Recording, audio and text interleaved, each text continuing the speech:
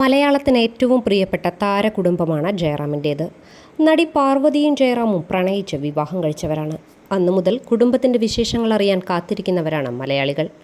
ഏറ്റവും പുതിയതായി ജയറാം പാർവതി ദമ്പതിമാരുടെ മകൾ മാളവിക ജയറാം വിവാഹിതയായി എന്ന വാർത്തയാണ് പുറത്തു വന്നിരിക്കുന്നത്. പാലക്കാട് സ്വദേശിയും UK-യിൽ ചാർട്ടേഡ് അക്കൗണ്ടന്റുമായ നവനീത് ഗിരീഷാണ് മാളവികയുടെ വരൻ. നേരത്തെ ആഗ്രഹിച്ചതുപോലെ ഗുരുവായൂർ അമ്പലത്തിൽ വെച്ച് അടുത്ത ബന്ധുക്കളുടെയും സുഹൃത്തുക്കളുടെയും സാന്നിധ്യത്തിലായിരുന്നു വിവാഹം.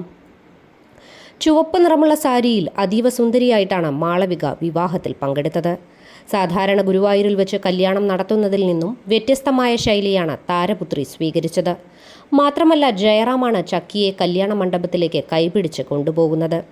ശേഷം പിതാവിൻ്റെ മടിയിൽ മാളവികയെ ഇരുത്തിയതിനു ശേഷമാണ് താലികെട്ടിയത്. വിവാഹത്തിൽ പങ്കെടുക്കാൻ നടൻ സുരേഷ് ഗോപി ഗുരുവായൂർ അമ്പലത്തിൽ എത്തിയിരുന്നു. മാളവികയും വരനും സുരേഷ് ഗോപിയുടെ കാലിൽ വീണ് അനുഗ്രഹം വാങ്ങിക്കുകയും ചെയ്തു. ശേഷം ഇന്ന് തൃശ്ശൂരിൽ വെച്ച് വിവാഹ വിരുന്നും സംഘടിപ്പിച്ചിരിക്കുകയാണ്. ജീവിതത്തിൽ ഏറ്റവും കൂടുതൽ സന്തോഷിക്കുന്ന നിമിഷമാണിതെന്നാണ് മകളുടെ വിവാഹത്തിന് ശേഷം ജയറാം പറഞ്ഞത്. വാക്കുകളിലൂടെ തൻ്റെ വികാരം പറഞ്ഞറിയിക്കാൻ സാധിക്കില്ല. 32 വർഷം മുമ്പ് താനും പാർവതിയും ഇവിടെ വെച്ചാണ് വിവാഹിതരായത്.